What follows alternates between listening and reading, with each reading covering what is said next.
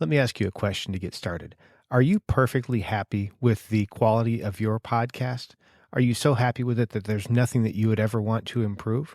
If so, this might not be the episode for you, but if you're thinking there's got to be a way to continue to get better at this might be just the episode for you. What's happening, podcasters? I'm Brian Ensminger with another episode about podcasting.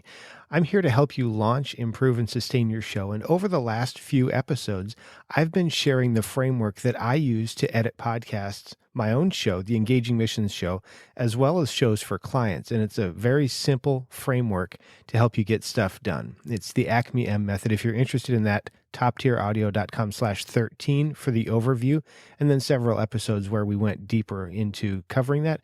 But you might be wondering, okay, it's great that there's a framework or a method, but will it work for me? Will it work if I don't really know for sure what I'm doing? Maybe you're in that situation right now. I know that I was several years ago. I started podcasting about 5 years ago, and let me just tell you, I was pretty bad. I was pretty bad as a host, and I wasn't a great editor, even though I had experience working with music and music production, some stuff like that. I wasn't that great as a podcast editor because editing for spoken word is just a little bit different. And it was a couple years into that I invested in Chris Curran's podcast engineering school, where I picked up the framework that he used, and I've since modified that just a little bit. It's what I call the ACME-M method for podcast production. And the cool thing about this is I think that it'll work for you. In fact, it's the end of a long day today. I've produced several episodes over the last few days for client shows, and every single one of them, I use the ACME-M method. And it's not because I think it's magic, but it's because it's a simple framework that helps me make sure that I don't miss anything. Now, you might be wondering, okay, well, it's great to have a framework, but what if I don't actually know what I'm doing? What if I'm not quite sure what a compressor is or how to set an equalizer or things like that? Well, I guess let's first outline a few options, right? So you're not super happy and there are some things that you don't know how to do. Okay, well, one, you could actually hire that out. Many people have people that edit their podcasts. In fact, for a while, I had a friend who edited my podcast, The Engaging Missions Show, and I did that on purpose because I wanted to make sure that I was staying focused on the content rather than focused on being down in the weeds of the editing. And also, it was a great experience for me to have someone edit my show while I was editing for other people. So I kind of got to see both sides of that equation and got to grow as both an editor for others and a client. So I saw both of those. So that was a great experience for me. A lot of people hire out their editing. I do that for people. You could also, if you're interested, get some training. If there's something in particular that you're struggling with in your podcast production, you might consider getting some training. Now, Chris Curran's podcast engineering school may or may not be the right fit for you. It's it's not inexpensive, and it's for people who want to produce their podcasts at a professional level. And if you're interested, you can hit me up, Brian at toptieraudio.com. I'd be glad to provide you more information about that particular piece of training. Or if you're interested in some one-on-one consultation, we can certainly do that. I'm glad to help you work through things like capturing a great recording or the actual post-production for your show or tools or things like that. The different pieces that I put into the ACME-M method when I use it.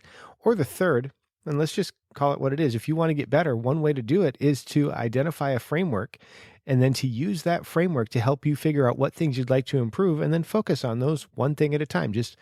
And this is where the ACME-M method really can shine through. Not only is it a framework to make sure that you don't miss something and that things are done in the right order so that you don't have to go back and keep fixing things, or that one thing doesn't mess up the other. That's a real strength of this method. But another one is that because you're going through it one stage at a time and focusing on one thing at a time, it gives you the opportunity to think about what parts of this would I like to be better? So as you're going through and you're assessing the audio, you could be looking back and saying, well, what could I have done to capture a better recording so that I wouldn't have to fix so much stuff? Or as you're going through the audio repair, maybe you begin to understand ways that you can repair quickly or repair things a little bit better. As you're going through the mixing and the editing stages, maybe you'll begin to notice that there are a lot of crutch words in what you in your conversation. You're repeating a lot of phrases like I just did. You get ahead of your thoughts and your mouth keeps going, but your brain's not caught up yet. And as you begin to notice that, then you can start to identify strategies that can help you capture a better recording in the first place, so you don't have to do so much editing. or just get better as an editor. That's one of the cool things that this framework allows, and it's something that I continue to do even as I edit for other people, because as I go through that, I'm able to use that to provide them feedback for what they could do to capture a better recording or a better performance, some ideas around how to prepare, and it can also then help me as I'm involved in the post-production.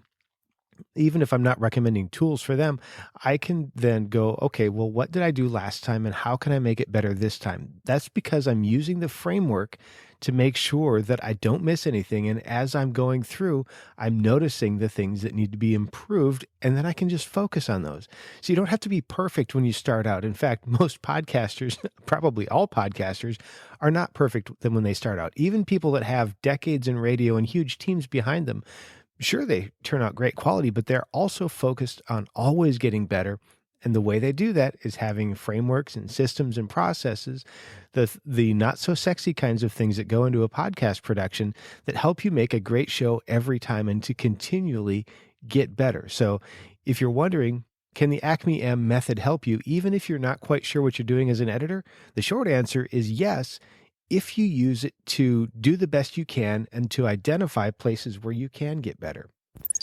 Now, if you're listening to this and you're thinking, wow, that method sounds great, but I'm not quite sure what I would do with it, or I'm not quite sure how to take it to the next level, you might want to consider attending the Christian Podcasters Summit. That's coming up in about a week and a half now. There's not much time left to register for this. It'll be on June 15th, 2019.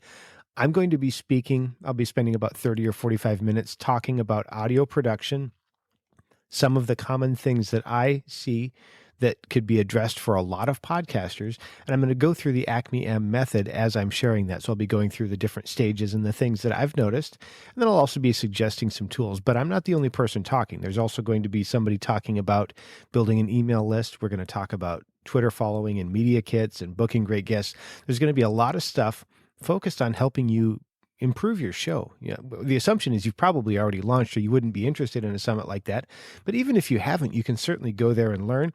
And if you use my affiliate link, which is at toptieraudio.com/summit, I'll make sure to have some bonuses available for you so that we can take that even further than what we can do there. Of course, we won't be able to focus specifically on your show. We will have some Q&A time, but we won't be able to go deep and answer a whole lot of really specific questions, but we will be able to answer some questions. So that's toptieraudio.com/summit.